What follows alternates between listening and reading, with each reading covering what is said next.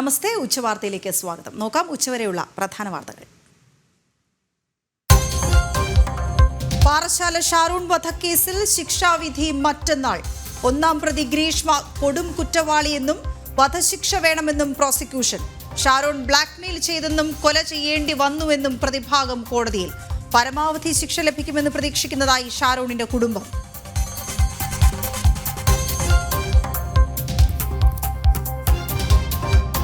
പാലക്കാട് കഞ്ചിക്കോട്ടെ ബ്രൂവറിയിൽ സർക്കാർ ഉത്തരവ് പുറത്തിറങ്ങി. ഒന്നാം ഘട്ടത്തിൽ വിദേശമദ്യ ബോട്ട്ലിംഗ്. ബ്രൂവറി നാലാം ഘട്ടത്തിൽ. മുതൽ മുടക്ക് 600 കോടി. മദ്യനിർമ്മാണശാലയെപ്പറ്റി അറിയില്ലെന്ന് എലപ്പുള്ളി പഞ്ചായത്ത് പ്രസിഡന്റ്. കുഴൽക്കിണറിൽ പോലും വെള്ളമില്ലെന്ന് പ്രദേശവാസികൾ. അടിമുടി അഴിമതിയെന്ന് BJP.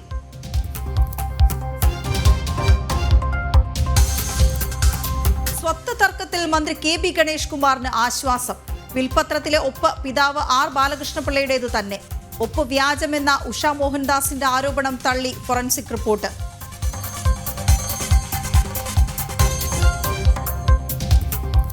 പുലിപ്പേടി ഒഴിയാതെ വയനാട്. കൽപ്പറ്റയിൽ വീണ്ടും പുലി ഇറങ്ങി. കണ്ടത് എൽസ്റ്റൺ എസ്റ്റേറ്റിൽ പുലി സാന്നിധ്യം എസ്റ്റേറ്റിന്റെ നഗരത്തോട് ചേർന്ന ഭാഗത്ത്.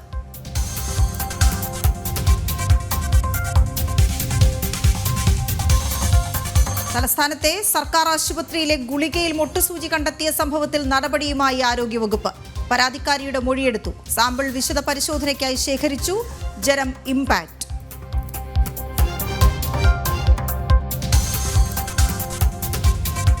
കൊൽക്കത്ത RG-കർ ആശുപത്രി കൂട്ടബലാത്സംഗ കേസിൽ വിധി ഇന്ന്. വിചാരണ നടന്നത് അടച്ചിട്ട കോടതി മുറിയിൽ. വനിതാ ജൂനിയർ ഡോക്ടർ ബലാത്സംഗത്തിനിരയായി കൊല്ലപ്പെട്ടത് കഴിഞ്ഞ വർഷം ഓഗസ്റ്റ് 9-ന്.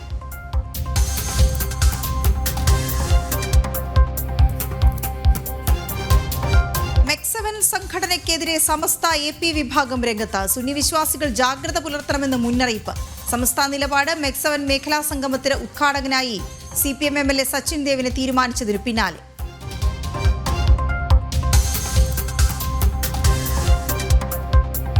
ഖോഖോ ലോകകപ്പിൽ ബംഗ്ലാദേശിനെ തകർത്തെറിഞ്ഞ് ഭാരതത്തിന്റെ പെൺപട സെമിയിൽ. ക്വാർട്ടർ ഫൈനലിൽ ബംഗ്ലാദേശിനെതിരെ നേടിയത് 95 പോയിന്റിന്റെ കൂറ്റൻ ജയം. ശ്രീലങ്കയെ തകർത്ത പുരുഷ ടീമും സെമി ഫൈനലിൽ.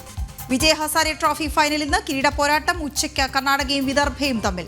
ചാമ്പ്യൻസ് ട്രോഫിക്കുള്ള ഇന്ത്യൻ ക്രിക്കറ്റ് ടീമിനെ ഇന്ന് പ്രഖ്യാപിക്കും. ഇന്ത്യ പാകിസ്ഥാൻ മത്സരം 23-ന്.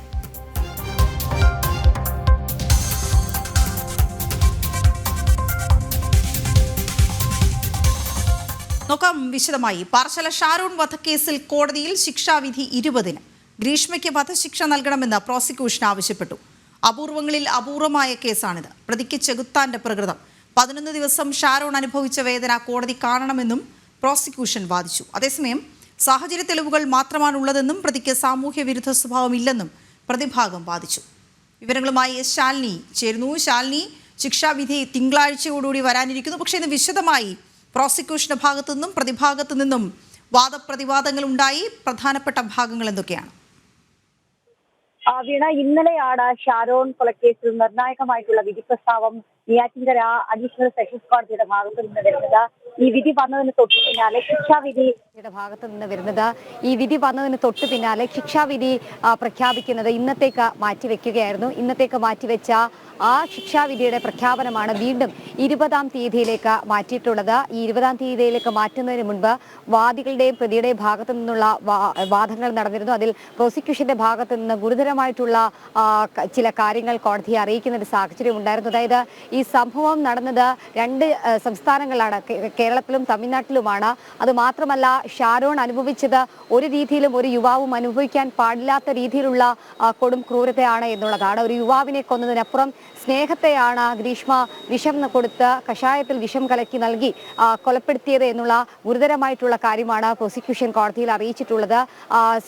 സാമൂഹിക രീതിയിൽ ഒരു നല്ല മെസ്സേജ് പോലും നൽകാൻ കഴിയാത്ത രീതിയിലുള്ള പ്രവണത ഈ ഷാരോണിന്റെ കേസിൽ ഗ്രീഷ്മയുടെ ഭാഗത്തു നിന്നും ഉണ്ടായിട്ടുണ്ട്. അതുകൊണ്ട് തന്നെ കൃത്യമായ നടപടികൾ കോടതിയുടെ ഭാഗത്തു നിന്ന് സ്വീകരിക്കണം. ഒപ്പം തന്നെ വധശിക്ഷ തന്നെ നൽകണമെന്നുള്ളതാണ് പ്രോസിക്യൂഷൻ ഈ കേസുമായി ബന്ധപ്പെട്ട കോടതിയിൽ വാദം നടത്തിയത്. പക്ഷേ പ്രതിഭാഗത്തിന്റെ ഭാഗത്തു നിന്ന് ഗ്രീഷ്മയുടെ ഭാഗത്തു നിന്ന് ചില കാര്യങ്ങൾ കൂടി കോടതിയെ അറിയിക്കുകയുണ്ടായി. കോടതിയിൽ ഗ്രീഷ്മ തന്നെ നേരിട്ട് സംസാരിക്കുന്ന സാഹചര്യം. 24 വയസ്സ് മാത്രമാണ് തനിക്കുള്ളത്. ബിരുദാനന്തര ബിരുദം കംപ്ലീറ്റ് ചെയ്യേണ്ടതായിട്ടുണ്ട്. അതുകൊണ്ട് തന്നെ ഉന്നത പഠനത്തിന് ഉപരിപഠനത്തിന് പോകേണ്ടതായിട്ടുണ്ട്. അതുകൊണ്ട് അത്തരത്തിലൊരു വധശിക്ഷയോ അല്ലെങ്കിൽ ഗുരുതരമായിട്ടുള്ള ശിക്ഷകളോ ഒന്നും തന്നെ കോടതിയുടെ ഭാഗത്തു നിന്ന് ഉണ്ടാകരുത് എന്നുള്ളൊരു അഭ്യർത്ഥനയാണ് ഗ്രീഷ്മയുടെ ഭാഗത്തു നിന്നുണ്ടായത്. ഗ്രീഷ്മയ്ക്ക് വേണ്ടി ഹാജരായ അഭിഭാഷകനടക്കം വാദിച്ചതും സാമൂഹ്യ വിരുദ്ധമായിട്ടുള്ള ഒരു നിലപാടില്ലാത്തൊരു വ്യക്തിയാണ് അല്ലെങ്കിൽ ഒരു യുവതിയാണ് ഗ്രീഷ്മ എന്നുള്ളത്. സ്വാഭാവികമായും തനിക്കെതിരെ നടന്നിട്ടുള്ള ചില അതിക്രമങ്ങൾ, ഒപ്പം തന്നെ ബ്ലാക്ക് മെയിലിംഗ് അടക്കമുള്ള കാര്യങ്ങളിൽ രക്ഷപ്പെടാനാണ് ഗ്രീഷ്മ ഇത്തരത്തിലൊരു നടപടി സ്വീകരിച്ചത് എന്നുള്ളതാണ് പ്രോസിക്യൂഷന് മുൻപാകെ കോടതിക്ക് മുൻപാകെ ഒക്കെ പ്രതിയുടെ ഭാഗത്തു നിന്നും അഭിഭാഷകൻ വാദിക്കുകയും ചെയ്തിട്ടുള്ളത്. പക്ഷേ ഈ വാദത്തെയൊക്കെ കോടതി എങ്ങനെ കാണുമെന്നുള്ളതാണ് ഇനി കണ്ടറിയേണ്ടിയിരിക്കുന്നത്. കാരണം അപൂർവങ്ങളിൽ അപൂർവമായ കേസ് എന്നുള്ളതാണ് പ്രോസിക്യൂഷൻ കോടതിയിൽ വാദിച്ചിട്ടുള്ളത്. മനുഷ്യ മനസാക്ഷിയെ മാത്രമല്ല കേരളക്കരയെ അപമാനിക്കുന്ന രീതിയിലുള്ള നടപടിയാണ് ഗ്രീഷ്മയുടെ ഭാഗത്തുനിന്നുണ്ടായത്. മലയാളികൾക്ക് നാണക്കേടുണ്ടാക്കുന്ന രീതിയിലുള്ള നടപടിയാണ് ഗ്രീഷ്മയുടെ ഭാഗത്തുനിന്നുണ്ടായത്. അതുകൊണ്ട് തന്നെ കൃത്യമായ ഒരു ശിക്ഷ തന്നെ നൽകണം കോടതി എന്നുള്ളതാണ്. അതായത് വധശിക്ഷ തന്നെ നൽകണം എന്നുള്ളതാണ്. എന്തായാലും അതിൽ പ്രായത്തെ പരിഗണിച്ചുകൊണ്ട്, നിലവിലെ സാഹചര്യങ്ങളെ പരിഗണിച്ചുകൊണ്ട് കോടതിയുടെ തീരുമാനം എന്താകുമെന്നുള്ളതാണ് ഇനി കണ്ടറിയേണ്ടത്. എന്തായാലും 2022 ഒക്ടോബറിൽ നടന്നിട്ടുള്ള അതിദാരുണമായ സംഭവം, 11 ദിവസം ശരീരമാസകലം ഇഞ്ചിഞ്ചായി മരിച്ചുകൊണ്ട്, അവയവങ്ങൾ ഓരോന്നായി ഇഞ്ചിഞ്ചായി ഇല്ലാതായിക്കൊണ്ട് ഒരു യുവാവ് മരണത്തിന് കീഴടങ്ങേണ്ടി വന്നൊരു സാഹചര്യം. അവസാന ഘട്ടത്തിൽ പോലും തന്റെ കാമുകിയുടെ പേര് പോലും പറയാതിരുന്ന ഷാരോൺ മരിക്കുമെന്ന് ഉറപ്പായപ്പോഴാണ് ഗ്രീഷ്മയുടെ പേര് പിതാവിനോടക്കം പറഞ്ഞത്. ഒപ്പം തന്നെ ഷാരോണിന്റെ സഹോദരനടക്കമുള്ളവർ കണ്ടെത്തിയിട്ടുള്ള തെളിവുകൾ, അന്വേഷണം, പോലീസിന്റെ ഭാഗത്തു നിന്നുള്ള അന്വേഷണങ്ങൾ, ഒപ്പം തന്നെ പാത്തോളജി വിഭാഗത്തിന്റെ ഭാഗത്തു നിന്നുള്ള ഡോക്ടറുടെ വെളിപ്പെടുത്തലുകൾ, ഇതൊക്കെയാണ് ഈ കേസിന്റെ നിർണായകമായിട്ടുള്ള വഴിത്തിരിവിലേക്ക് കാര്യങ്ങൾ എത്തിക്കുകയും ചെയ്തത്. അന്വേഷണ ഉദ്യോഗസ്ഥരടക്കം പറയുന്നത് പോലെ ഒരു രക്തസാക്ഷിയാണ്, പ്രണയത്തിന്റെ ഒരു രക്തസാക്ഷിയാണ് ഷാരോൺ എന്നുള്ളതാണ്. ആ രക്തസാക്ഷിക്ക് നീതി ലഭ്യമാക്കണം എന്നുള്ളത് അഭിഭാഷകരും ഒപ്പം തന്നെ അന്വേഷണ ഉദ്യോഗസ്ഥരും പറയുമ്പോൾ എന്തായിരിക്കും ഇനി കോടതി വിധി, ശിക്ഷാവിധി അന്തിമമായിട്ടുള്ളത് എന്നുള്ളതാണ് കണ്ടറിയേണ്ടത്. എന്തായാലും നെയ്യാറ്റിൻകര സെഷൻസ് കോടതി ഈ വരുന്ന 20-ാം തീയതി തിങ്കളാഴ്ച ഔദ്യോഗികമായി ഈ ശിക്ഷാവിധി പ്രസ്താവിക്കും. എന്തായാലും നിലവിൽ കോടതി നടപടികളെല്ലാം തന്നെ പൂർത്തീകരിച്ചിട്ടുണ്ട്. കോടതിയിൽ നിന്നും നേരെ അട്ടക്കുളങ്ങര ജയിലിലേക്ക് കൊല ചെയ്യേണ്ടി വന്നു എന്ന കാര്യവും ഗ്രീഷ്മ പറയുന്നു. ഇതെല്ലാം ഈ വാദപ്രതിവാദങ്ങളിലെല്ലാം തന്നെ ശിക്ഷാവിധി സംബന്ധിച്ചുമുള്ളത് സൂചനകൾ ഉണ്ടായിരുന്നു, അല്ലെങ്കിൽ ആവശ്യങ്ങൾ പ്രോസിക്യൂഷൻ മുന്നോട്ട് വെച്ചോ, അതിൽ നിന്ന് ശിക്ഷ പരമാവധി കുറയ്ക്കണമെന്ന തരത്തിൽ ഗ്രീഷ്മ മുന്നോട്ട് വെച്ച കാര്യങ്ങൾ പ്രധാനമായും പഠിക്കണം, അച്ഛനും അമ്മയും വയസ്സായവരാണ് തുടങ്ങിയ ചില കാര്യങ്ങൾ ഗ്രീഷ്മ മുന്നോട്ട് വെച്ചതായി അറിയുന്നു. അപ്പോൾ ഈ ശിക്ഷയുമായി ബന്ധപ്പെട്ട് കൂടി ഈ വാദങ്ങളിൽ എന്തൊക്കെ പരാമർശങ്ങളുണ്ടായി?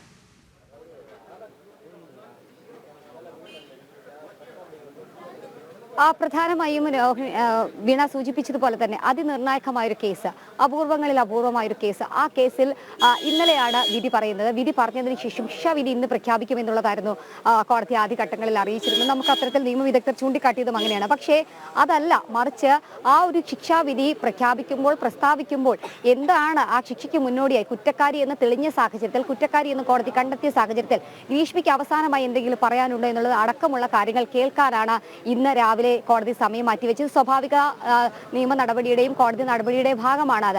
ആ സമയത്ത് എന്തെങ്കിലും രീതിയിൽ കണ്ണിച്ചുകൊണ്ട് പ്രോസിക്യൂഷനെ സംസാരിക്കാനുണ്ടെങ്കിൽ പ്രോസിക്യൂഷനും അതിനുള്ള അവസരം കോടതി നൽകുകയും ചെയ്യും. ആ അന്തിമവാദമാണ് ഇന്ന് കോടതിയിൽ നടന്നത്. അതിലാണ് തന്റെ ഭാഗത്തു നിന്ന് തെറ്റുപറ്റിപ്പോയി, ഒരു ഘട്ടത്തിൽ താൻ കൊലയെപ്പറ്റി അല്ലെങ്കിൽ കൊലപാതകം നടത്തണമെന്ന് ചിന്തിച്ചുപോയി സാഹചര്യമാണ് എന്നുള്ള രീതിയിൽ ഗ്രീഷ്മ കോടതിയിൽ അറിയിച്ചിട്ടുള്ളത്.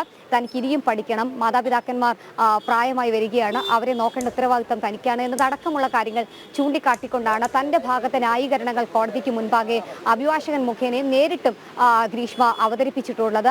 അതിൽ താൻ മുൻപൊങ്ങും ഇത്തരത്തിലുള്ള ക്രിമിനൽ പശ്ചാത്തലമുള്ള ഒരു വ്യക്തിയല്ല, സമൂഹത്തിൽ അത്തരത്തിലുള്ള ഒരു വൃത്തികെട്ട രീതിയിലുള്ള ഒരു പ്രവൃത്തി താൻ ചെയ്തിട്ടില്ല, ക്രിമിനൽ പശ്ചാത്തലമില്ല എന്നൊക്കെ ഗ്രീഷ്മ വാദിച്ചിട്ടുണ്ട്. പക്ഷേ അതേപോലെ തന്നെയാണ് പ്രോസിക്യൂഷന്റെ ഭാഗത്ത് നിന്നും ഷാരൂണിന് അനുകൂലമായിട്ടുള്ള വാദം നടന്നിട്ടുള്ളത്. ഒരു ചെറുപ്പക്കാരനാണ്, ഒരു വീടിന്റെ അത്താണിയാകേണ്ട ഒരു ചെറുപ്പക്കാരൻ. ആ ചെറുപ്പക്കാരനെയാണ് കൃത്യമായ ഗൂഢാലോചന നടത്തിക്കൊണ്ട് കൃത്യമായ തെളിവുകൾ അടക്കം നശിപ്പിച്ചുകൊണ്ട് ഒരു പെൺകുട്ടി കൊലപാതകം നടത്തുന്നത്. 4 വകുപ്പ് വകുപ്പുകളാണ് നിർണായകമായും ഗ്രീഷ്മയ്ക്കെതിരെ തെളിഞ്ഞിട്ടുള്ളത്. തെളിവ് നശിപ്പിക്കൽ, ഗൂഢാലോചന, ഒപ്പം തന്നെ വീട്ടിലേക്ക് വിളിച്ചു വരുത്തി വാഗ്ദാനം നൽകി കൊലപാതകം നടത്തി, ഇതടക്കമുള്ള കാര്യങ്ങളാണ് പുറത്തു വന്നിട്ടുള്ളത്. മാത്രമല്ല കൃത്യമായി തന്നെ പല ഘട്ടങ്ങളിലും അതിനുള്ള ശ്രമങ്ങൾ ഗ്രീഷ്മയുടെ ഭാഗത്തു നിന്ന് നടന്നിട്ടുണ്ട് എന്നുള്ളതടക്കം തെളിവുകളും രേഖകളും ഡോക്ടർമാരുടെ ഭാഗത്തു നിന്നുള്ള തെളിവുകളും ഡിജിറ്റൽ രേഖകളും കോടതിക്ക് മുൻപാകെ കോടതിക്ക് പക്കലും ലഭിച്ചൊരു സാഹചര്യത്തിൽ കൂടിയാണ് ഇന്നലെ അങ്ങനെ ഒരു വിധി വന്നത്. എന്തായാലും ആ വിധിയിൽ വിശദമായ വാദവും പ്രതിവാദങ്ങളും ഒക്കെ ഇന്ന് അന്തിമമായി കോടതിയിൽ നടന്നിട്ടുണ്ട്. ഇനി അറിയേണ്ടത് 20-ാം തീയതി കോടതി ഏത് തരത്തിലുള്ള വിധി പ്രഖ്യാപിക്കും എന്നുള്ളതാണ്. എന്തായാലും കാത്തിരിക്കുകയാണ്. മനുഷ്യ മനസാക്ഷിയെ ഞെട്ടിച്ച ആ നിർണായകമായിട്ടുള്ള കൊലപാതകത്തിൽ എന്തായിരിക്കും കോടതി ഇനി പ്രഖ്യാപിക്കുക, പ്രസ്താവിക്കുക, ഏത് തരത്തിലുള്ള ശിക്ഷ ലഭിക്കുമെന്നുള്ളത്. പ്രതിഭാഗം പറയുന്നത് പോലെ തന്നെ 10 വർഷത്തിൽ താഴെയാക്കി കോടതിയുടെ ഭാഗത്തു നിന്നൊരു വിധി വരുമോ അതോ വധശിക്ഷയിലേക്ക് കാര്യങ്ങൾ പോകുമെന്നുള്ളത് വീണ. ഓക്കെ, ശരി ശാലി. കൊൽക്കത്ത ആർജിക്കർ ആശുപത്രിയിൽ ജൂനിയർ ഡോക്ടറെ ബലാത്സംഗം ചെയ്ത് കൊലപ്പെടുത്തിയ കേസിൽ വിധി ഇന്ന്. CBI അന്വേഷിച്ച കേസിൽ പ്രതി സഞ്ജയ് റോയ്ക്കെതിരെ കുറ്റപത്രം സമർപ്പിച്ചിരുന്നു. കഴിഞ്ഞ വർഷം ഓഗസ്റ്റ് 9-നാണ് സംഭവം. കേസിൽ മമതാ സർക്കാരിന്റെ അലംഭാവത്തിൽ രാജ്യവ്യാപകമായി പ്രതിഷേധം നടന്നിരുന്നു. ജിഷ്ണു കൃഷ്ണൻ ചേരുന്നു വിവരങ്ങളുമായി. ജിഷ്ണു, എപ്പോഴാണ് ഈ വിധി പ്രതീക്ഷിക്കേണ്ടത്? ഈ വിധിയും ഇന്ന് പ്രതീക്ഷിക്കുന്നതാണ്. കൊൽക്കത്ത ആർജിക്കർ ആശുപത്രിയിൽ ജൂനിയർ ഡോക്ടറെ ബലാത്സംഗം ചെയ്ത് കൊലപ്പെടുത്തിയ കേസിലെ വിധി കൂടിയാണ് ഇന്ന് പ്രതീക്ഷിക്കുന്നത്. CBI അന്വേഷിച്ച കേസാണ്. പ്രതി സഞ്ജയ് റോയ്ക്കെതിരെ കുറ്റപത്രം സമർപ്പിക്കുകയും ചെയ്തിരുന്നു. കഴിഞ്ഞ വർഷം ഓഗസ്റ്റ് 9-നാണ് ഈ സംഭവം നടന്നത്. കേസിൽ മമതാ സർക്കാരിന്റെ അലംഭാവം ആദ്യഘട്ടത്തിൽ വലിയ പ്രതിഷേധം ഉണ്ടാക്കിയിരുന്നു. ജിഷ്ണു കൃഷ്ണൻ ചേരുന്ന വിവരങ്ങളുമായി. ജിഷ്ണു, ഇന്ന് എപ്പോഴാണ് ഈ വിധി പ്രതീക്ഷിക്കേണ്ടത്?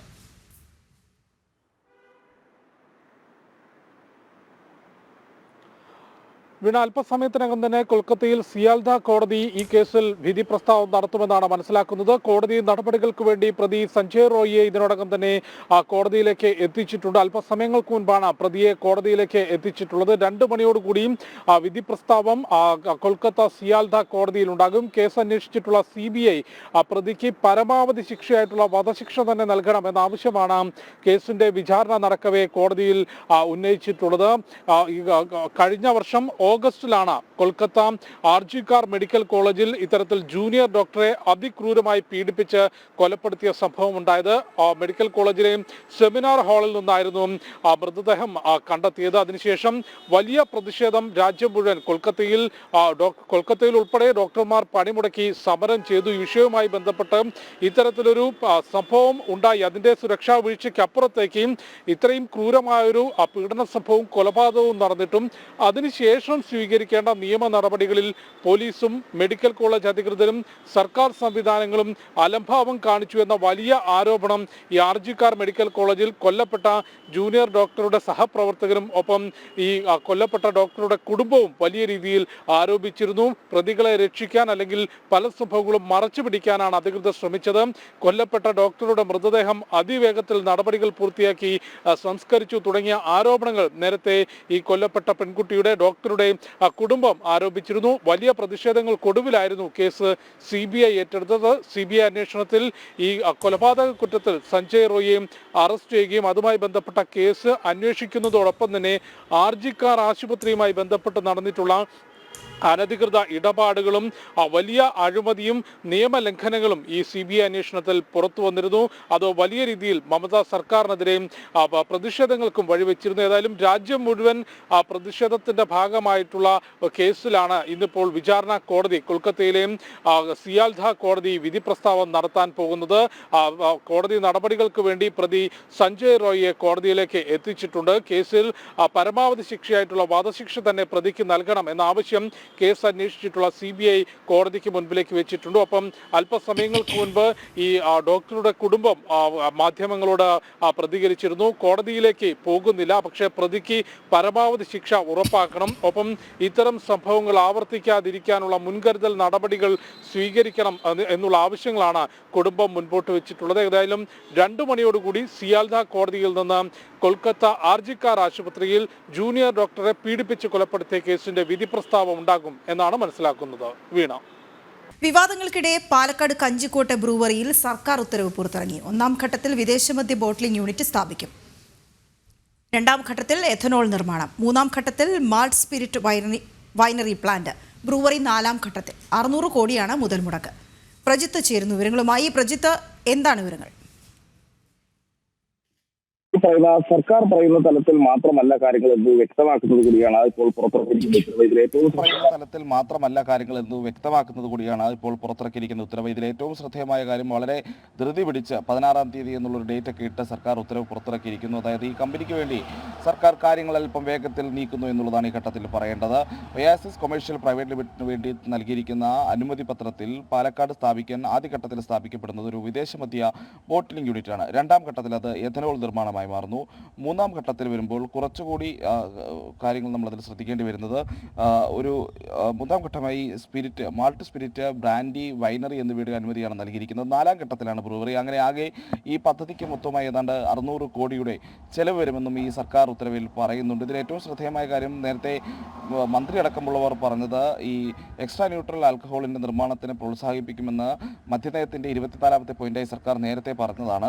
അതുകൊണ്ട് തന്നെ ഈ ഉത്തരവ് സ്വാഭാവികമാണ് എന്നുള്ളതുമാണ്, അതിൽ തെറ്റില്ല, നിയമപരമാണ് കാര്യങ്ങളെല്ലാം എന്നുള്ളതുമാണ് എക്സൈസ് മന്ത്രി അടക്കമുള്ളവർ പറഞ്ഞത്. പക്ഷേ എക്സ്ട്രാ ന്യൂട്രൽ ആൽക്കഹോളിന് പുറമെ മാൾട്ട് സ്പിരിറ്റ്, ബ്രാൻഡി തുടങ്ങിയവയുടെ നിർമ്മാണത്തിനും സർക്കാർ അനുമതി നൽകുന്നുണ്ട് എന്നുള്ളതാണ് ഈ ഘട്ടത്തിൽ എടുത്ത് പറയേണ്ടത്. അതായത് എക്സ്ട്രാ ന്യൂട്രൽ ആൽക്കഹോളുകൾ മാത്രമല്ല പാലക്കാട് കഞ്ചിക്കോട്ടെ ഇപ്പോൾ വിവാദമായിരിക്കുന്ന ഈ ബ്രൂവറി പ്ലാന്റുകളിൽ ഈ പ്ലാന്റിലെ വിവിധ ഇൻസ്റ്റലേഷനുകളായി ഉണ്ടാക്കപ്പെടുന്നത് എന്നുള്ളതാണ്. എന്തായാലും സർക്കാർ ഈ കമ്പനിയെ പുകഴ്ത്തുന്നതൊക്കെ ഈ ഉത്തരവിൽ വ്യക്തമായി കാണുന്നുണ്ട്. പ്രത്യേകിച്ച് പരിചയസമ്പന്നതയും സാങ്കേതിക പ്രാവീണ്യമുള്ളൊരു കമ്പനിയാണ് എന്നുള്ള എക്സൈസ് കമ്മീഷണറുടെ റിപ്പോർട്ടൊക്കെ എടുത്തു ചൂണ്ടിയാണ് സർക്കാർ ഈ ഉത്തരവ് പുറത്തിറക്കുന്നത്. അതോടൊപ്പം തന്നെ ഇത്തരത്തിലൊരു പ്ലാന്റ് വരുന്നത് സംസ്ഥാനത്തെ കാർഷിക മേഖലയ്ക്ക് ഗുണകരമാകുമെന്ന് പറയുന്നുണ്ട്. അതായത് ഈ പ്ലാന്റിൽ ഉപയോഗിക്കുന്ന അസംസ്കൃത വസ്തുക്കളിൽ നല്ലൊരു ശതമാനവും കേരളത്തിൽ ഉൽപ്പാദിക്കപ്പെടുന്ന വിളകളായതിനാൽ തന്നെ അത് കാർഷിക മേഖലയ്ക്ക് ഗുണകരമാകുമെന്നുള്ളതാണ് സർക്കാർ പറയുന്നത്. അതോടൊപ്പം തന്നെയാണ് ഈ പ്രധാനപ്പെട്ട ആരോപണമായ ജലചൂഷണവുമായി ബന്ധപ്പെട്ടുള്ള ഒരു വിശദീകരണവും ഈ ഉത്തരവിൽ കൊണ്ടുവരാൻ സർക്കാർ ശ്രമിച്ചിട്ടുണ്ട്. അത് ഈ ഉത്തരവിൽ പറയുന്നത് നിലവിലത്തെ സാഹചര്യത്തിൽ ജല അതോറിറ്റി എല്ലാത്തരം അനുമതികളും ഈ പദ്ധതിക്കായി നൽകിയിട്ടുണ്ട്. അതോടൊപ്പം തന്നെയാണ് മഴവെള്ള സംഭരണി അടക്കമുള്ള പ്രാവർത്തികമാക്കിക്കൊണ്ടുള്ള പ്രോജക്റ്റ് നിർമ്മാണവുമായിട്ടാണ് കമ്പനി മുന്നോട്ട് പോവുക. അതുകൊണ്ട് തന്നെ ജലചൂഷണം എന്നൊരു പ്രശ്നം ഇതിൽ ഉയരുന്നില്ല എന്നുള്ളതാണ് സർക്കാർ ഈ ഉത്തരവിൽ പറയുന്നത്. എന്തായാലും എല്ലാത്തരം നിയന്ത്രണങ്ങൾക്കും നിയമങ്ങൾക്കും അടിസ്ഥാനപ്പെടുത്തിയായിരിക്കും കമ്പനി പ്രവർത്തിക്കുക എന്നുള്ളതും ഈ ഉത്തരവിൽ സർക്കാർ എടുത്ത് പറയുന്നുണ്ട്. എന്തായാലും വലിയ വിമർശനങ്ങളും ആരോപണങ്ങളും ഒക്കെ പ്രതിപക്ഷമടക്കം ഉയർത്തിയിട്ടുണ്ട്. അതിൽ പ്രത്യേകമായി എടുത്തു പറയുന്നത് മദ്യനയത്തിൻ്റെ അടിസ്ഥാനത്തിലാണ് ഇത് കൊണ്ടുവരുന്നതെന്ന് പറയുന്ന സർക്കാർ വാദം തെറ്റാണ് എന്നുള്ളതാണ്. എക്സ്ട്രാ ന്യൂട്രൽ ആൽക്കഹോളിൻ്റെ പേരിൽ സംസ്ഥാനത്ത് കൃത്യമായ വിദേശ മദ്യ നിർമ്മാണത്തിന് കൂടുതൽ അവസരമൊരുക്കുന്നതും മദ്യമൊഴുക്കാനുള്ള നീക്കവുമാണ് സർക്കാരിൻ്റെ ഭാഗത്തു നിന്നുണ്ടാകുന്നതെന്നുള്ളതാണ് പ്രതിപക്ഷ വിമർശനമായി വരുന്നത്. വീണ. ഓക്കെ, ശരി പ്രജിത്ത്.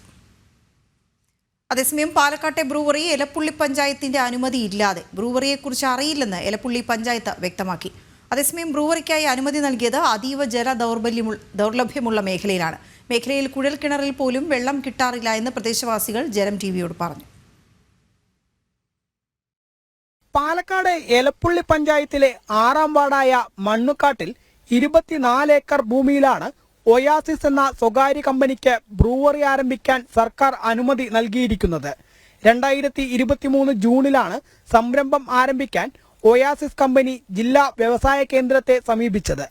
600 കോടിയിലേറെ രൂപയുടെ പദ്ധതിയായതിനാൽ ഏകജാലകം വഴിയാണ് അപേക്ഷ സമർപ്പിച്ചത്. വൻകിട പദ്ധതി എന്ന നിലയിൽ വ്യവസായ വകുപ്പിലെ ഉദ്യോഗസ്ഥർ സ്ഥലം സന്ദർശിക്കുകയും ചെയ്തിരുന്നു. പിന്നീടുള്ള നീക്കങ്ങളെല്ലാം നടന്നത് തിരുവനന്തപുരവും കൊച്ചിയും കേന്ദ്രീകരിച്ചാണ്.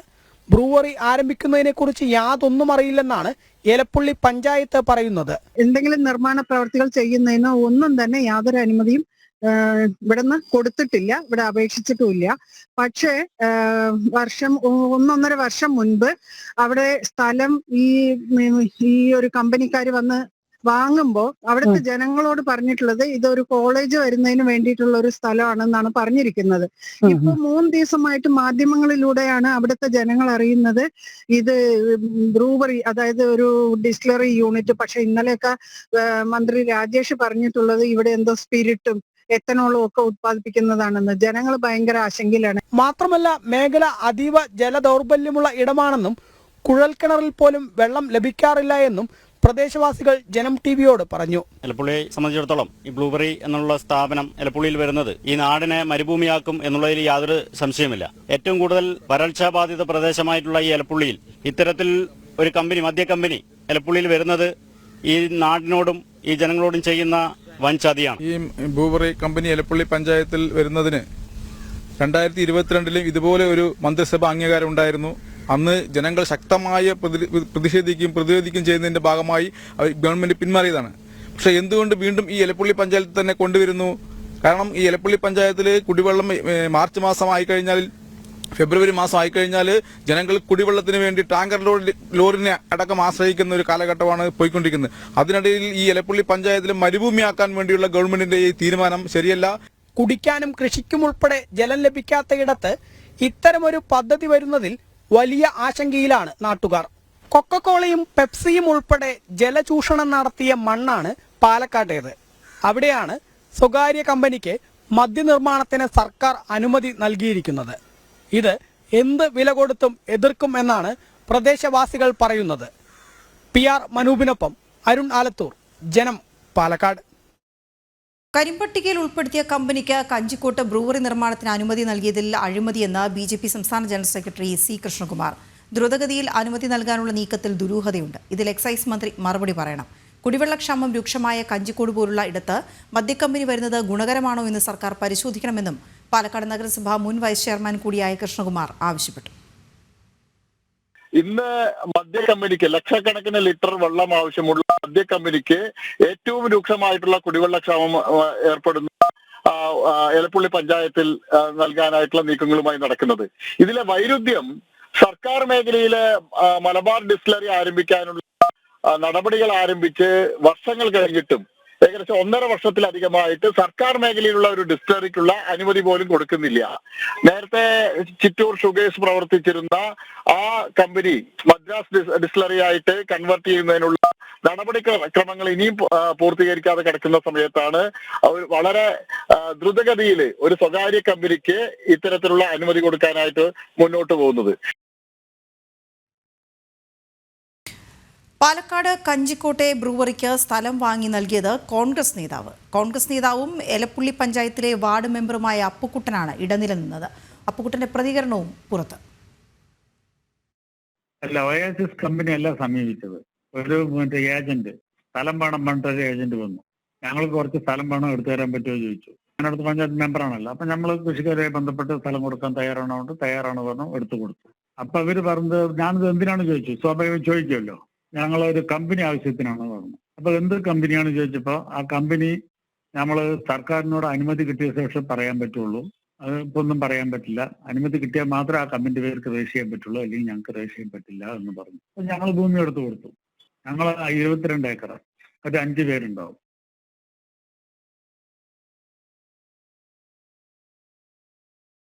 അരുൺ ആലത്തൂർ ചേരുന്നു വിവരങ്ങളുമായി. അരുൺ, ഈ ബ്രൂവറിക്ക് സ്ഥലം വാങ്ങി നൽകിയത് ഒരു കോൺഗ്രസ് നേതാവ് എന്നാണ്. അവിടെ പ്രദേശവാസികളെ ചതിക്കാൻ കൂട്ടുനിന്നവരിൽ ആരൊക്കെയുണ്ട്? വിവരങ്ങൾ എന്താണ്?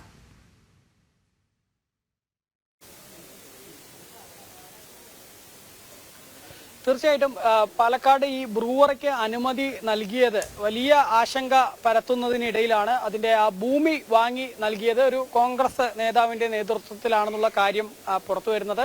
ആ കോൺഗ്രസ് നേതാവായ അപ്പുക്കുട്ടന്റെ പ്രതികരണമാണ് നമ്മൾ അല്പം മുമ്പ് കണ്ടത്. ഈ പ്രദേശത്തെ കോൺഗ്രസിന്റെ നേതാവും വാർഡ് മെമ്പറും കൂടെയാണ് അപ്പുക്കുട്ടനാണ് ഈ ബ്രൂവറിക്ക് ഉള്ള ആ ഒയാസിസ് കമ്പനിക്ക് വേണ്ട ഭൂമി ഏറ്റെടുത്ത് നൽകിയത് എന്നുള്ളതാണ്. അപ്പുക്കുട്ടൻ പറയുന്നത് തന്നെ ഒരു ഏജന്റ് വന്ന് സമീപിക്കുകയായിരുന്നു. അപ്പുക്കുട്ടനും ഈ ഭൂമി കച്ചവടവും ക്രയമൊക്കെ നടത്തുന്ന ഒരു ഏജന്റാണ്. അപ്പുക്കുട്ടനെയും മറ്റൊരു ഏജന്റ് വന്ന് സമീപിക്കുകയായിരുന്നു. തുടർന്ന് വിവിധ കർഷകരിൽ നിന്നും മറ്റുമൊക്കെയായി ഭൂമി വാങ്ങി ഈ കമ്പനിക്ക് കൈമാറുകയാണ് ചെയ്തത് എന്നുള്ളതാണ് അദ്ദേഹം പറയുന്നത്. ഇത് മദ്യ കമ്പനിക്ക് വേണ്ടിയാണ് എന്നുള്ളത് അപ്പോൾ തനിക്ക് അറിയില്ലായിരുന്നു, അല്ലെങ്കിൽ കമ്പനി അധികൃതർ അതൊന്നും തങ്ങളോട് പറഞ്ഞിരുന്നില്ല എന്നാണ് ഇപ്പോൾ ഈ വാർത്ത പുറത്തു വരുമ്പോൾ അപ്പുക്കുട്ടൻ പറയുന്നത്. ഏതായാലും നമുക്കറിയാം, കഴിഞ്ഞ ദിവസങ്ങളിൽ പ്രതിപക്ഷ നേതാവും അതുപോലെ തന്നെ രമേശ് ചെന്നിത്തല ഉൾപ്പെടെയുള്ളവരൊക്കെ വാർത്താ സമ്മേളനത്തിൽ ഇത്തരത്തിൽ സർക്കാർ ഈ ഒരു മദ്യ കമ്പനിക്ക് അനുമതി നൽകിയതിനെതിരെ വലിയ രീതിയിൽ പ്രതികരണവുമായി രംഗത്ത് വന്നതാണ്. ഇന്നും പ്രതിപക്ഷ നേതാവ് ഉൾപ്പെടെ ഈ ബ്രൂവറി വിഷയവുമായി ബന്ധപ്പെട്ട പ്രതികരണം നടത്തുന്നുണ്ടായിരുന്നു. ഏതായാലും ആ കോൺഗ്രസ് നേതാക്കൾക്ക് പോലും ആ ഭൂമി ഏറ്റെടുത്ത് നൽകിയതിൽ പങ്കുണ്ട് എന്ന് പറയുമ്പോൾ അവർക്കൊക്കെ ഈ വിഷയത്തിൽ ഇനി എന്താണ് പറയാനുള്ളത് എന്നുള്ളത് അറിയേണ്ടതുണ്ട്.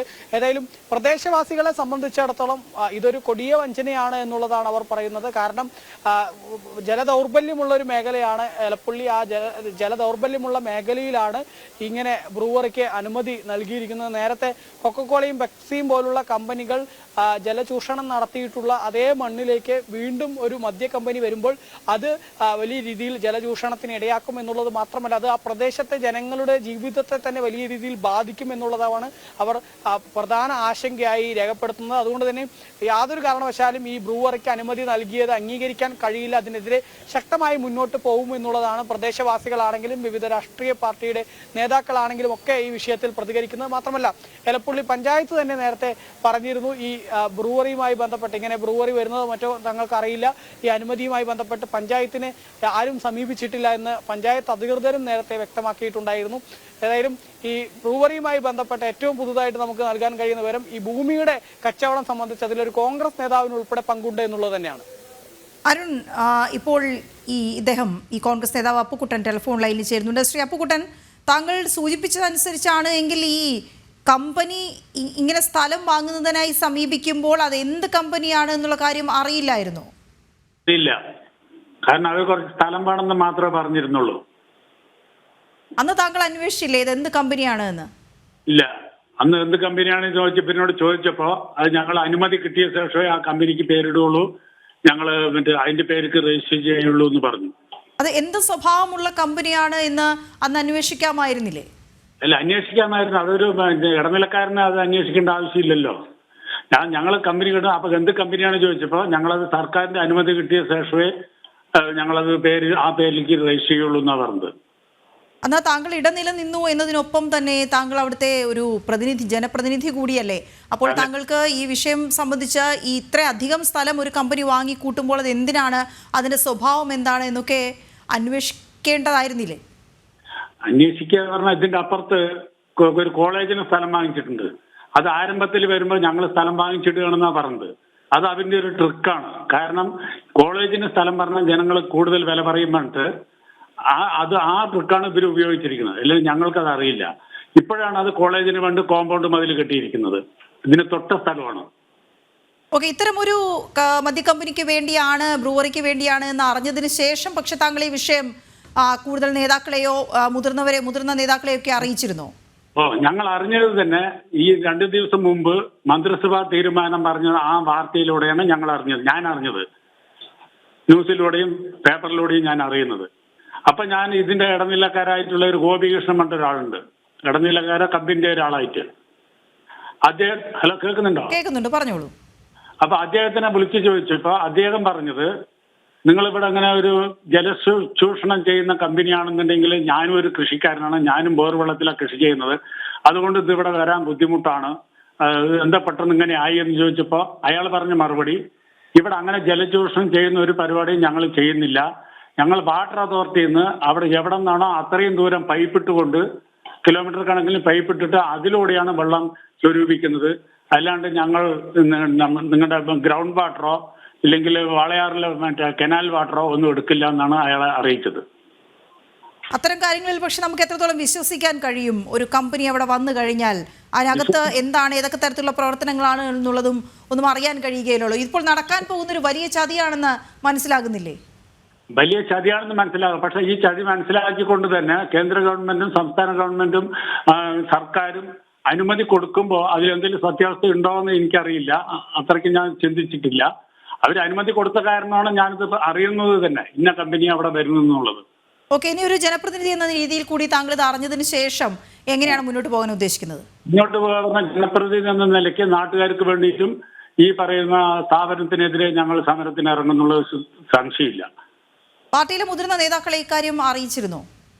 പാർട്ടിയിലെ മുതിർന്ന നേതാക്കൾ പറഞ്ഞാൽ ഞങ്ങളുടെ എലപ്പുള്ളിയിലെ മുതിർന്ന നേതാക്കളെ മണ്ഡലം പ്രസിഡന്റ് അങ്ങനെയുള്ളവരെയും മറ്റേ വൈസ് പ്രസിഡന്റ് പിന്നെ അറിയിച്ചിട്ടുള്ളൂ. അവരുടെയൊക്കെ പ്രതികരണം എന്തായിരുന്നു? അവരുടെ ഞാൻ പറഞ്ഞ ഇതേ പ്രതികരണമാണ്. പഞ്ചായത്തിൽ ജലചൂഷണം ചെയ്യുന്ന കമ്പനിയാണെങ്കിൽ ഇവിടെ പാടില്ല.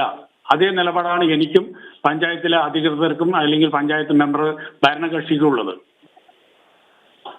ഓക്കെ, വളരെ നന്ദി ശ്രീ അപ്പുക്കുട്ടൻ പ്രതികരിച്ചതിന്. അദ്ദേഹമാണ് ഈ സ്ഥലം വാങ്ങുന്നതിന് കമ്പനിക്ക് ഇടനില നിന്നത്, പക്ഷെ അന്ന് അതറിയില്ലായിരുന്നു എന്ന കാര്യമാണ് അദ്ദേഹം ഇപ്പോൾ വ്യക്തമാക്കിയത്. ഇതിന് ഇനി കൂട്ടുനിൽക്കാൻ കഴിയില്ല എന്നും, പക്ഷെ അതേസമയം ഇവിടെ ജലചൂഷണം ഉണ്ടാകില്ല എന്ന് ഈ കമ്പനി ഉറപ്പ് നൽകിയെന്ന കാര്യവും കൂടി അദ്ദേഹം പറയുന്നുണ്ട്. പക്ഷേ അത് എത്രത്തോളം വിശ്വസിക്കാൻ കഴിയുമെന്നുള്ള കാര്യം വിശ്വസിക്കാൻ കഴിയില്ല എന്ന കാര്യം തന്നെയാണ് വ്യക്തമാകുന്നത്. ഏതായാലും ഇത് ഇങ്ങനെ ഒരു കമ്പനിയാണ് വരാൻ പോകുന്നത് എങ്കിൽ അതിനെ എതിർക്കുമെന്ന് അദ്ദേഹം പറയുന്നുണ്ട്. പ്രാദേശികമായ എതിർപ്പുകൾ അങ്ങനെ നിലനിൽക്കുകയും ചെയ്യുന്നു. മറ്റൊരു വാർത്തയിലേക്ക്. മന്ത്രി കെ.ബി. ഗണേഷ് കുമാറും സഹോദരി ഉഷ മോഹൻദാസും തമ്മിലുള്ള സ്വത്ത് തർക്കത്തിൽ ഗണേഷ് കുമാറിന് ആശ്വാസം. വിൽപത്രത്തിലെ ഒപ്പുകൾ ആർ ബാലകൃഷ്ണപിള്ളയുടേതെന്ന് ഫോറൻസിക് റിപ്പോർട്ട്. ഒപ്പുകൾ വ്യാജമാണ് എന്നായിരുന്നു ഉഷ മോഹൻദാസിന്റെ വാദം. ആർ ബാലകൃഷ്ണപിള്ള തയ്യാറാക്കിയ വിൽപത്രത്തിൽ സ്വത്തുക്കൾ കെ.ബി. ഗണേഷ് കുമാറിന്റെ പേരിൽ നൽകിയതുമായി ബന്ധപ്പെട്ടായിരുന്നു തർക്കം നിലനിന്നിരുന്നത്. വിൽപത്രത്തിലെ ബാലകൃഷ്ണപിള്ളയുടെ ഒപ്പുകൾ വ്യാജമാണെന്ന് ചൂണ്ടിക്കാട്ടി ഗണേഷ് കുമാറിന്റെ സഹോദരി ഉഷ മോഹൻദാസ് കോടതിയെ സമീപിക്കുകയായിരുന്നു. തുടർന്ന് കൊട്ടാരക്കര മുനിസിപ്പൽ കോടതി വിൽപത്രത്തിലെ ഒപ്പുകൾ ഫോറൻസിക് പരിശോധനയ്ക്കായി അയച്ചു. കഴിഞ്ഞ ദിവസം ഫോറൻസിക് പരിശോധനാ ഫലം വന്നപ്പോൾ ഒപ്പുകൾ ബാലകൃഷ്ണപിള്ളയുടേത് തന്നെയാണെന്ന കാര്യത്തിൽ സ്ഥിരീകരണമുണ്ടായി. പിന്നാലെ സത്യം തെളിയിക്കപ്പെട്ടുവെന്ന് കാട്ടി കെ.ബി. ഗണേഷ് കുമാറിന്റെ ഫേസ്ബുക്ക് പോസ്റ്റ്. ഫോറൻസിക് ഫലം അനുകൂലമായി വന്നതിൽ സന്തോഷമെന്നും തുടർ നടപടികൾ കോടതിയാണ് സ്വീകരിക്കേണ്ടതെന്നും ഗണേഷ് കുമാർ പറഞ്ഞു. ഇത്തരത്തിൽ എൻ്റെ പിതാവിൻ്റെ ഒപ്പും ഞാൻ അനുകരിച്ചിട്ടു എന്നെല്ലാം പറഞ്ഞ് പ്രചരിപ്പിച്ച് സമൂഹമധ്യത്തിൽ ബഹുമാനപ്പെട്ട കോടതിയിലും സമൂഹമധ്യത്തിലും എന്നെ തെറ്റിദ്ധരിപ്പിക്കാൻ ശ്രമിച്ചതിൽ എനിക്ക് അതിയായ ദുഃഖമുണ്ടായിരുന്നു. പക്ഷേ ഇപ്പോൾ സത്യം തെളിയുന്നതിൽ എനിക്ക് സന്തോഷമുണ്ട്. ബഹുമാനപ്പെട്ട കോടതി നിർദ്ദേശപ്രകാരം നടത്തിയ ഫോറൻസിക് പരിശോധനയിൽ ഇത്തരത്തിൽ വ്യാജ ഒപ്പല്ല, അദ്ദേഹത്തിൻ്റെ തന്നെ ഒപ്പാണ് ഇത് തെളിഞ്ഞതിൽ അതിയായ സന്തോഷമുണ്ട്. നിയമ നടപടികൾ മറ്റു തുടർന്നുള്ള നിയമ നടപടികൾ ബഹുമാനപ്പെട്ട കോടതിയാണ് തീരുമാനിക്കുന്നത്. എങ്കിലും ഒരു തെറ്റ് ചെയ്യാത്ത ഒരാളിന് അത് അംഗീകരിച്ച് കിട്ടി എന്നുള്ളതിൽ ഒത്തിരി സന്തോഷം. ഉഷ മോഹൻദാസ് മുഖ്യമന്ത്രിക്ക് അടക്കം പരാതി നൽകിയിരുന്നു. ഈ തർക്കത്തിന്റെ പേരിലാണ് ആദ്യ 2.5 വർഷം ഗണേഷ് കുമാറിനെ മന്ത്രിസ്ഥാനത്ത് നിന്ന് മാറ്റി നിർത്തിയത്. പിന്നീട് ഘടകകക്ഷികളുടെ ധാരണ പാലിക്കുന്നതുമായി ബന്ധപ്പെട്ടാണ് 2.5 വർഷം കഴിഞ്ഞ് മന്ത്രിസ്ഥാനം നൽകുന്നത്. കേസിൽ ആർ ബാലകൃഷ്ണപിള്ളയുടെ ബാങ്ക് ഇടപാടുകളിലെ ഒപ്പുകൾ, കേരള മുന്നോക്ക ക്ഷേമ കോർപ്പറേഷനിൽ ചെയർമാനായിരിക്കുമ്പോഴുള്ള രേഖകളിലെ ഒപ്പുകൾ, തിരഞ്ഞെടുപ്പുകൾക്ക് നോമിനേഷൻ നൽകിയപ്പോഴുള്ള ഒപ്പുകൾ എന്നിവ പരിശോധിച്ചാണ് ഫോറൻസിക് സംഘം കോടതിയിൽ റിപ്പോർട്ട് സമർപ്പിച്ചത്. ജനം, കൊല്ലം. പാലക്കാട്ടെ നബീസ വധക്കേസിൽ വിധി ഇന്ന് ഉച്ചയ്ക്ക് 3 മണിക്ക് മണ്ണാർക്കാട് കോടതിയിൽ അന്തിമവാദം പൂർത്തിയായി. പ്രതികൾക്ക് വധശിക്ഷ നൽകണമെന്ന് പ്രോസിക്യൂഷൻ വാദിച്ചു. അരുൺ ആലത്തൂർ വിവരങ്ങൾ നൽകും. അരുൺ, എന്താണ് പ്രോസിക്യൂഷന്റെ വാദം? പ്രതിഭാഗം എന്ത് ഉന്നയിച്ചു?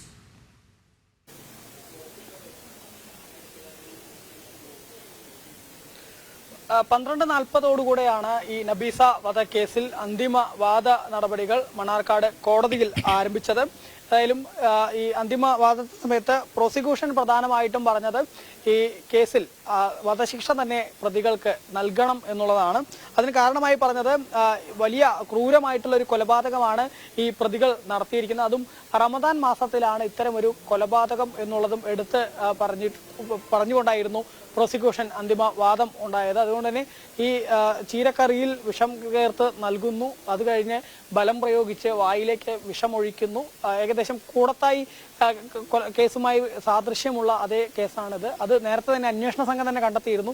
അത്തരം കാര്യങ്ങളൊക്കെ കൃത്യമായി ചൂണ്ടിക്കാട്ടിക്കൊണ്ടായിരുന്നു പ്രോസിക്യൂഷന്റെ വാദം ഉണ്ടായത്. അതേസമയം തന്നെ ഇവരുടെ മുൻകാലത്തിലുള്ള കേസുകളോ മറ്റോ ഒന്നും പരിഗണിക്കരുത് എന്നുള്ളതായിരുന്നു പ്രതിഭാഗം കോടതിയിൽ വാദിച്ചത്.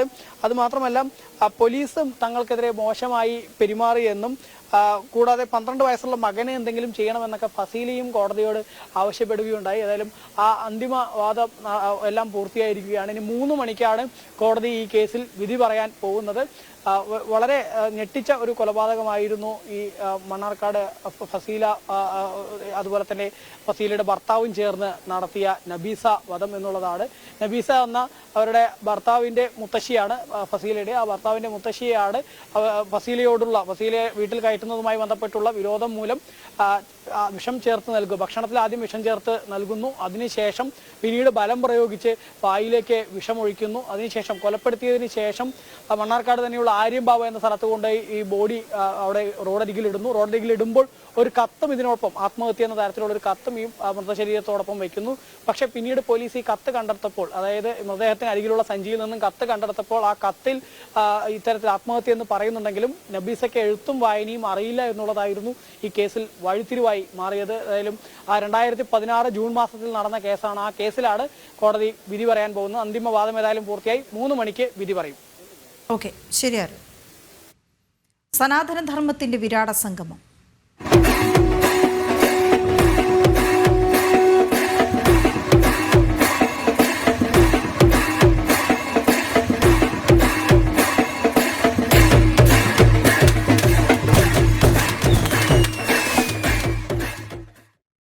ആധ്യാത്മികാനുഭൂതിയുടെ വിളനിലമാണ് പ്രയാഗ്രാജിലെ മഹാകുംഭനഗരി. തീർത്ഥങ്ങളുടെ രാജാവായ പ്രയാഗ്രാജ് ത്രിവേണി തീർത്ഥത്തിലുള്ള സ്നാനത്തിനും അപ്പുറം ഋഷിപരമ്പരകളുടെ അനുഗ്രഹം തേടിയാണ് ഭക്തശതകോടികൾ മഹാകുംഭമേളയ്ക്ക് എത്തുന്നത്. പുലർച്ചെയുള്ള കുംഭനഗരിയിലെ കാഴ്ചകളും ഭക്തരിൽ വേറിട്ട അനുഭൂതിയാണ് പകരുന്നത്. പുലർച്ചെ പ്രയാഗ്രാജിലെ താപനില 7 ഡിഗ്രി സെൽഷ്യസിലും താഴെയാണ്. ഗംഗാ യമുന സരസ്വതി സംഗമ തീർത്ഥം തണുത്തുറഞ്ഞിരിക്കുന്നു. ബാഹ്യമായ ഒന്നും ഈ ആത്മാവിനെ ബാധിക്കില്ലെന്ന സങ്കല്പത്തിൽ ശതകോടി ഭക്തരാണ് സ്നാനകർമ്മങ്ങൾ നിർവഹിക്കുന്നത്.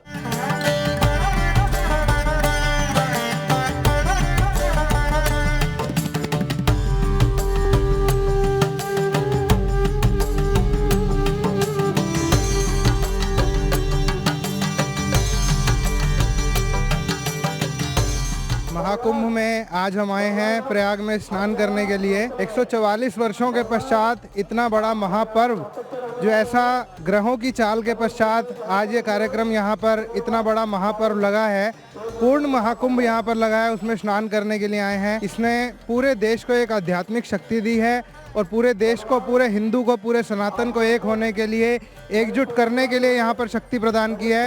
उत्तर प्रदेश सरकार ने भी बहुत अच्छा कार्यक्रम किया है और सभी हिंदू एकजुट होकर समरसता के साथ यहाँ पर स्नान कर रहे हैं। पूरी हिंदू जाति को, पूरे हिंदू को और पूरे विश्व के हिंदुओं को इस सनातन धर्म के इस महापर्व की बहुत बहुत शुभकामनाएं देते हैं।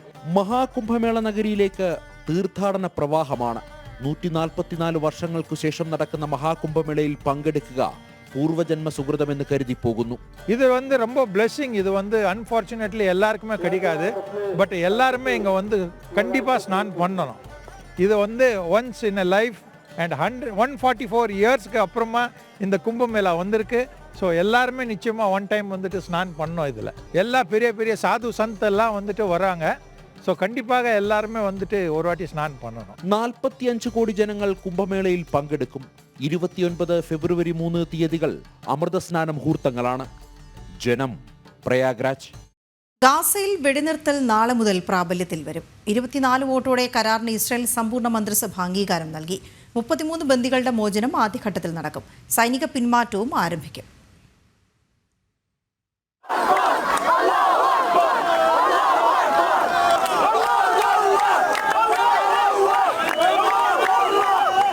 ബന്ദികളുടെ മോചനം സംബന്ധിച്ച് അന്തിമ ചർച്ചകൾ ഇന്നലെയാണ് പൂർത്തിയായത്. ആദ്യം സുരക്ഷാ ക്യാബിനറ്റും പിന്നീട് പൂർണ്ണ ക്യാബിനറ്റും ധാരണ അംഗീകരിച്ചു. നടപടികൾ ഇസ്രായേൽ പ്രസിഡന്റ് ഐസക് ഹെർസോഗ് സ്വാഗതം ചെയ്തു. ധാരണയുടെ ഭാഗമായി 33 ബന്ദികളെ നാളെ മോചിപ്പിക്കും. നാളെ ഇന്ത്യൻ സമയം 4 മണിയോടെ മോചനം സാധ്യമാകും എന്നാണ് പ്രതീക്ഷിക്കുന്നത്. ഇസ്രായേലിൽ തടവിൽ കഴിയുന്ന 1000-ഓളം പലസ്തീൻകാരുടെ മോചനവും ഇതോടൊപ്പം നടക്കും. 3 ഘട്ടമായിട്ടായിരിക്കും മോചനം സാധ്യമാക്കുക. ആദ്യഘട്ടത്തിൽ പൂർണ്ണ സൈനിക മാറ്റവും ഒപ്പം 33 ബന്ദികളുടെ മോചനവും നടക്കും. രണ്ടാം ഘട്ടത്തിലും ബന്ദികളെ വിട്ടയക്കുന്നതും മറ്റു നടപടികളും തുടരും. ഇരു രാജ്യങ്ങൾക്കിടയിലെ അതിർത്തിയിൽ ബഫർ സ്ഥാപിക്കുന്നതിന് ഉൾപ്പെടെയുള്ള നീക്കങ്ങളും നടക്കും. മൂന്നാം ഘട്ടത്തിലായിരിക്കും തകർന്ന ഗാസയുടെ പുനർനിർമ്മാണം ആരംഭിക്കുക. ഖത്തറിന്റെയും ഈജിപ്തിന്റെയും മധ്യസ്ഥതയിലാണ് വെടിനിർത്തലും ബന്ദികളുടെ മോചനത്തിനുള്ള ചർച്ചകളും നടന്നത്.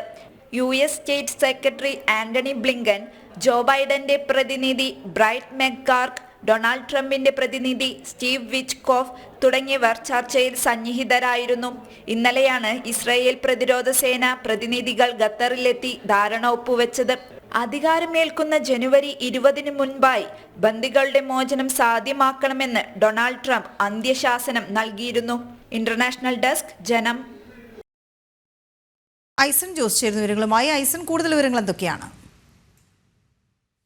അല്പസമയം മുമ്പ് പുറത്തു വന്ന വിവരങ്ങൾ അനുസരിച്ച് നാളെ രാവിലെ 8:30 അതായത് പ്രാദേശിക സമയം, ഇസ്രായേലിലെ പ്രാദേശിക സമയം 8:30 ബന്ദികളുടെ മോചനവും അതുപോലെ തന്നെ സമാധാന കരാർ യാഥാർത്ഥ്യമാവുകയും ചെയ്യുമെന്ന ഏറ്റവും പുതിയ വിവരമാണ് ഇപ്പോൾ നമുക്ക് ലഭ്യമാകുന്നത്. ആദ്യഘട്ടത്തിൽ തന്നെ ബന്ദികളുടെ മോചനം ആരംഭിക്കുമെന്നാണ് അറിയുന്നത്. നേരത്തെ തന്നെ നമ്മൾ സൂചിപ്പിച്ചതുപോലെ സൈനിക പിന്മാറ്റം പ്രായോഗികമായി നടത്തുകയും ചെയ്യും.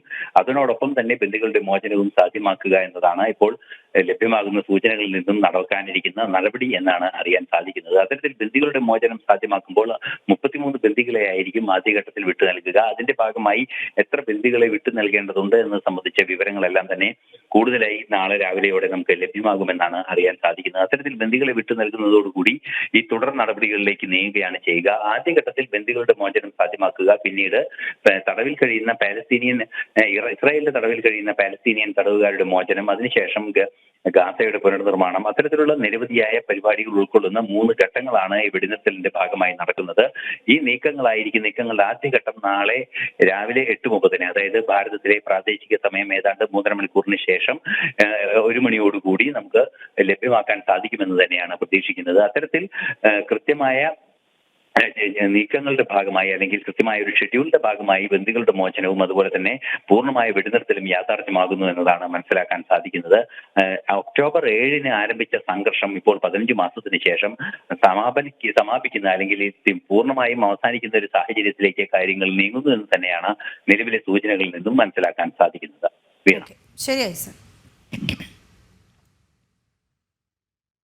മുൻ പാകിസ്ഥാൻ പ്രധാനമന്ത്രി ഇമ്രാൻഖാന് 14 വർഷം തടവ്.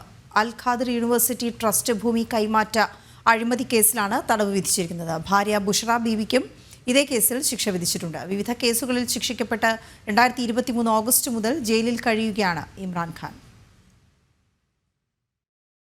അൽ ഖാദിർ യൂണിവേഴ്സിറ്റി ട്രസ്റ്റ് വഴി നടത്തിയ ഭൂമിയിടപാടിൽ സർക്കാർ ഖജനാവിന് വൻതോതിൽ നഷ്ടം വരുത്തിയെന്നാണ് കേസ്. റവൽപിണ്ടി ജയിലിൽ പ്രവർത്തിക്കുന്ന കോടതിയാണ് ശിക്ഷ വിധിച്ചത്. 14 വർഷമാണ് തടവ്. 10 ലക്ഷം പാകിസ്ഥാൻ രൂപയും പിഴയായി ഒടുക്കണം. ഇമ്രാൻഖാന്റെ ഭാര്യ ബുഷറ ബീബിക്കും ഇതേ കേസിൽ 7 വർഷം ശിക്ഷ വിധിച്ചിട്ടുണ്ട്. 5 ലക്ഷം പാകിസ്ഥാൻ രൂപയും പിഴയായി ഒടുക്കണം. ഭൂമിയിടപാടിൽ പാകിസ്ഥാൻ സർക്കാരിന് $2000 കോടി നഷ്ടം വരുത്തിയെന്നാണ് കേസ്. ട്രസ്റ്റിനു വേണ്ടി വാങ്ങാൻ ഉദ്ദേശിച്ച് നടപടികൾ ആരംഭിച്ച ഭൂമി അനധികൃത മാർഗങ്ങളിലൂടെ സമ്പാദിച്ചതാണെന്ന് തെളിയുകയും പിന്നീട് അതൊരു വിദേശ രാജ്യത്തിന്റെ അന്വേഷണ ഏജൻസി കണ്ടുകെട്ടുകയും ചെയ്തിരുന്നു. ഈ സാഹചര്യത്തിലാണ് സർക്കാരിന് വൻ നഷ്ടമുണ്ടായത്. വിവിധ കേസുകളുടെ ഭാഗമായി 2023 ഓഗസ്റ്റ് മുതൽ ജയിലിലാണ് ഇമ്രാൻഖാൻ. തോഷ്ഖാനയിലെ വിലപിടിച്ച സമ്മാനങ്ങൾ മറച്ചുവിറ്റതും സർക്കാർ വിവരങ്ങൾ ചോർത്തിക്കൊടുത്തതും സംബന്ധിച്ച കേസുകളും നിയമവിരുദ്ധമായ വിവാഹം ഉൾപ്പെടെയുള്ള കേസുകളിലും ശിക്ഷാവിധി സസ്പെൻഡ് ചെയ്തിരിക്കുകയാണ്.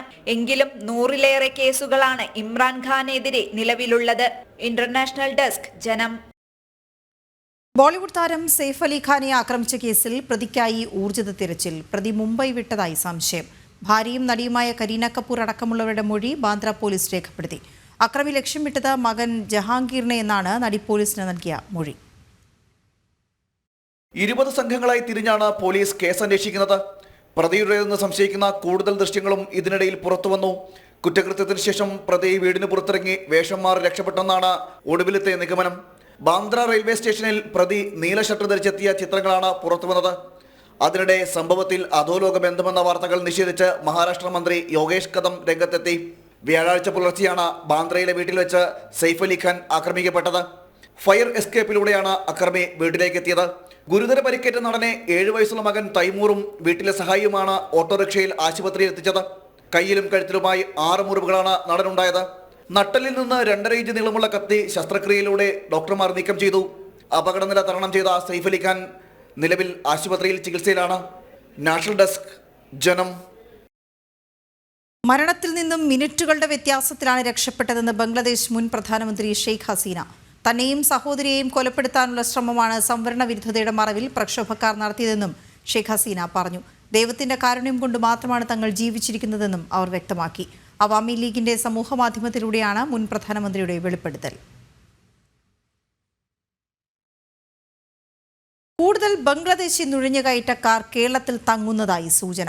അങ്കമാലി, പെരുമ്പാവൂർ മേഖലകളിൽ ബംഗ്ലാദേശികൾ അനധികൃതമായി തങ്ങുന്നതായാണ് വ്യാഴാഴ്ച ബംഗ്ലാദേശി യുവതി തസ്ലീമയ്ക്കൊപ്പം കസ്റ്റഡിയിലെടുത്ത ബീഹാർ സ്വദേശി ശക്തികുമാറിന്റെ മൊഴി.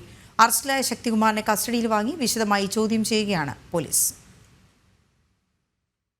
ശക്തികുമാറിന്റെ മൊഴികളുടെ അടിസ്ഥാനത്തിൽ എറണാകുളം ജില്ലയിൽ പെരുമ്പാവൂർ, അങ്കമാലി, ആലുവ മേഖലകളിൽ പോലീസ് നിരീക്ഷണം ശക്തമാക്കിയിട്ടുണ്ട്. നിരവധി ബംഗ്ലാദേശികൾ ഈ പ്രദേശങ്ങളിൽ ബംഗാൾ, ഒറീസ സ്വദേശികളെന്ന വ്യാജേന തങ്ങുന്നതായാണ് വിവരം.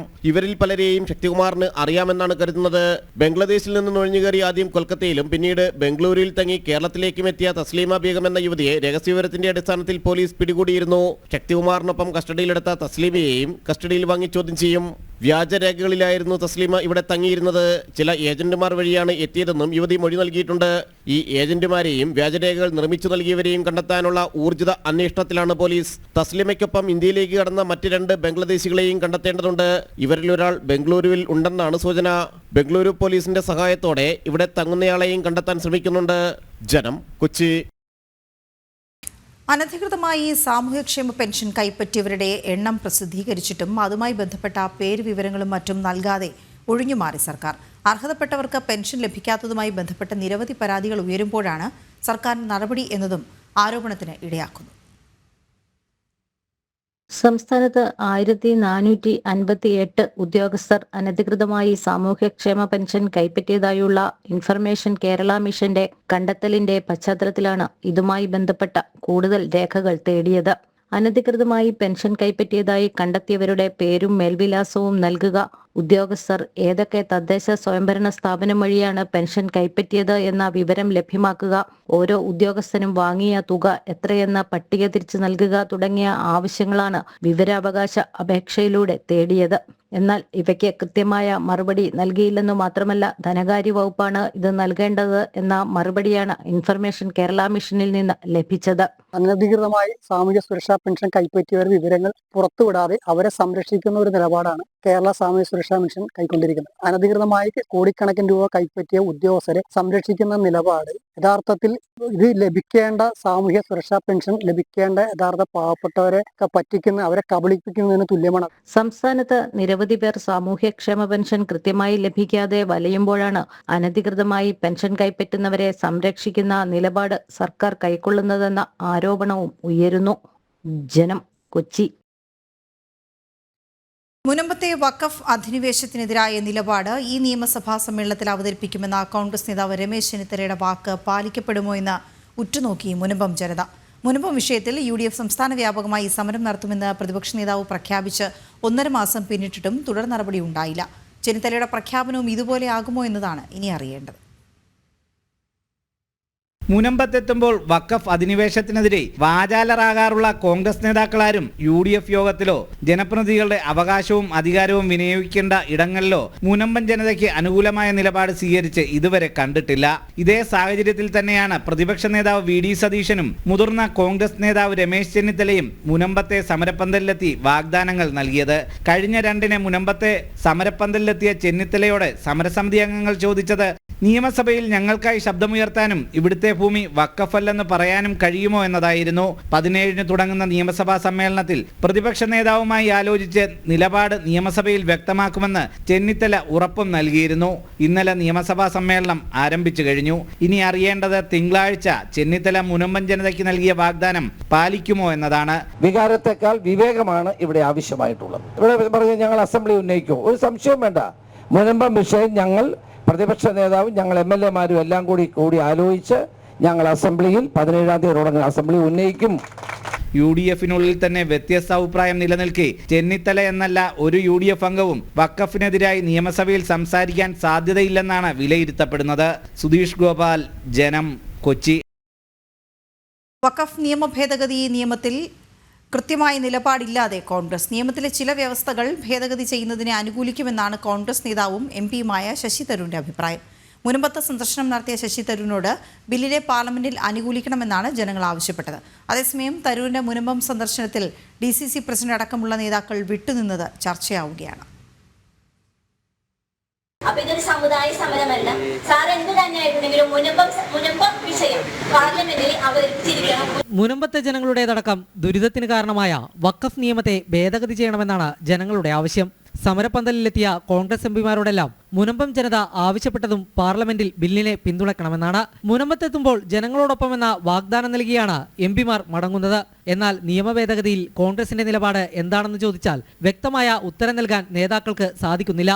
പല പോയിന്റ്സിൽ അഭിപ്രായ വ്യത്യാസങ്ങളുണ്ട്. നേരെ മറിച്ച് ചില കാര്യങ്ങൾ ഈ അപ്പീലിൻ്റെ റൈറ്റ് ഇല്ലാത്തത് അതെങ്ങനെ ഉണ്ടാവുക? നമ്മൾ ഏതൊരു തീരുമാനം എടുത്താലും അതിനെക്കുറിച്ച് നമ്മുടെ കോടതി വഴിക്ക് തീരുമാനങ്ങൾ എടുക്കാനുള്ള അപ്പീൽ ചെയ്യാനും അവകാശം ഉണ്ടാകും. ഇങ്ങനെയുള്ള ജനങ്ങളുടെ ഒരു സ്ഥിതിയെ നമ്മൾ നോക്കുമ്പോൾ അവർക്ക് വേണ്ടിയിട്ട് എൻ്റെ അഭിപ്രായത്തിൽ നമ്മളുടെ ഹൃദയത്തിനും ഒരു ഭാഗമുണ്ട്. എല്ലാം നമ്മൾ ലീഗൽ ഫാക്ട്സും ഫിഗേഴ്സും മാത്രം നോക്കിയിട്ടല്ല തീരുമാനം എടുക്കേണ്ടത്. ഹൃദയത്തിൻ്റെ പേരിൽ ഇങ്ങനെയുള്ള സ്ഥിതിയിൽ ജനങ്ങളുടെ അവകാശങ്ങൾ മനസ്സിലാക്കിയിട്ട് ചെയ്യണം. ഓരോരോ പോയിന്റ്സിൽ ഓരോരോ സ്റ്റാൻഡ് ആയിരിക്കും. വഖഫ് അധിനിവേശം മനുഷ്യാവകാശത്തിന്റെ പ്രശ്നമെന്ന് സമ്മതിക്കുന്ന ശശി തരൂർ ബില്ലിൽ നിലപാട് വ്യക്തമാക്കാതെ ഒഴിഞ്ഞു മാറുകയാണ്. ചില ഭേദഗതിയെ പിന്തുണയ്ക്കുമെന്നും ചിലതിനെ എതിർക്കുമെന്നും തരൂർ പറയുന്നു.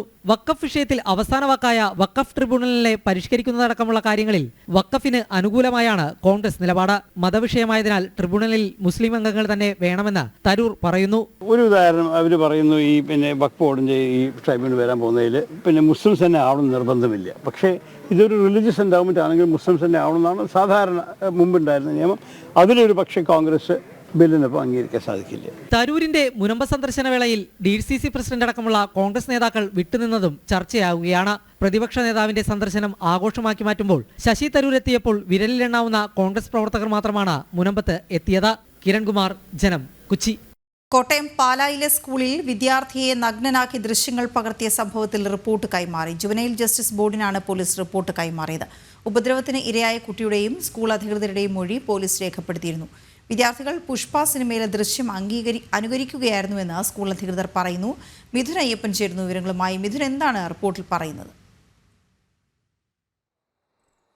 റിപ്പോർട്ട് ഈ പ്രാഥമിക അന്വേഷണം പൂർത്തിയാക്കിയതിനു ശേഷമാണ് പാലാ പോലീസ് നൽകിയിരിക്കുന്നത്. റിപ്പോർട്ട് തയ്യാറാക്കിയത് സ്കൂൾ അധികൃതരുടെയും അതുപോലെ തന്നെ ഈ കുട്ടിയുടെയും മൊഴികളെ അധികരിച്ചുകൊണ്ടാണ്. ഈ മൊഴിയിൽ പറയുന്നത് ഇത്തരത്തിൽ ഇതിനു മുമ്പും ഈ കുട്ടി അതിക്രമത്തിന് ഇരയായിട്ടുണ്ട് എന്നുള്ളതാണ്. ജനുവരി 10-നാണ് അതിക്രമം ഉണ്ടാകുന്നത്. അതിനുശേഷം കഴിഞ്ഞ ദിവസം, അതായത് മിനിഞ്ഞാന്നും ഇത്തരത്തിൽ സമാനമായിട്ടുള്ള അതിക്രമം ഉണ്ടായി. അതോടുകൂടിയാണ് ഈ സംഭവം പുറത്തറിയുന്നത്.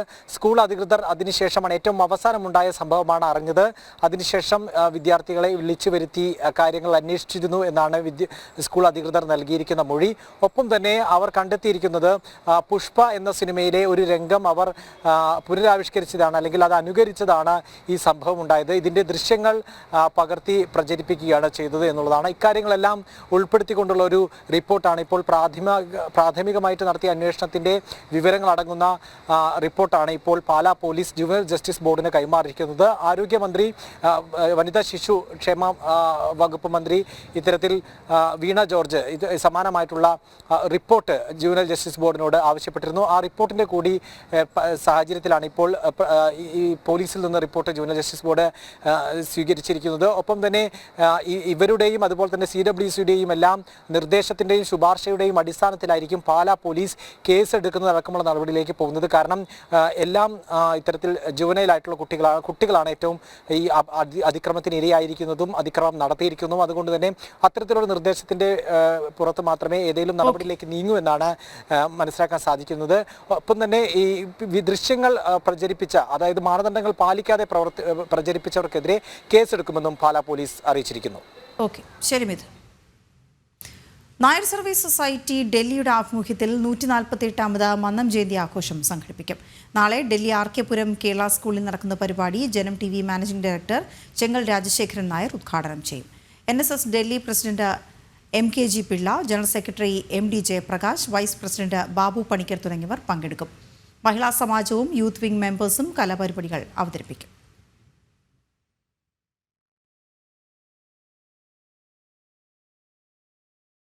ഗോവ ഗവർണർ PS ശ്രീധരൻപിള്ളയുടെ ഏറ്റവും പുതിയ പുസ്തകങ്ങളായ വൃക്ഷ ആയുർവേദം, ആൾട്ടിറ്റ്യൂഡ് ഓഫ് ദി ഓൾമൈറ്റി എന്നീ പുസ്തകങ്ങൾ പ്രകാശനം ചെയ്തു. കോഴിക്കോട് മേയർ ഡോക്ടർ ബീന ഫിലിപ്പാണ് പ്രകാശനം നിർവഹിച്ചത്. തുടർന്ന് ശ്രീധരൻപിള്ളയുടെ സാഹിത്യം, വിശകലനവും വിലയിരുത്തലും എന്ന സെമിനാറിൽ അദ്ദേഹത്തിന്റെ രചനകളെ മലയാളത്തിന്റെ പ്രമുഖ എഴുത്തുകാർ വിശകലനം ചെയ്തു.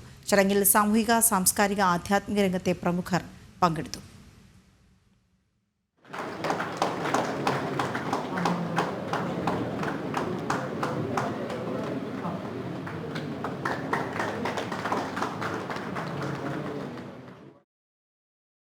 പ്രമുഖ നിയമജ്ഞനും കുസാറ്റ് ലീഗൽ സ്റ്റഡീസ് അധ്യാപകനുമായിരുന്ന പ്രൊഫസർ KN ചന്ദ്രശേഖരൻ പിള്ള അന്തരിച്ചു.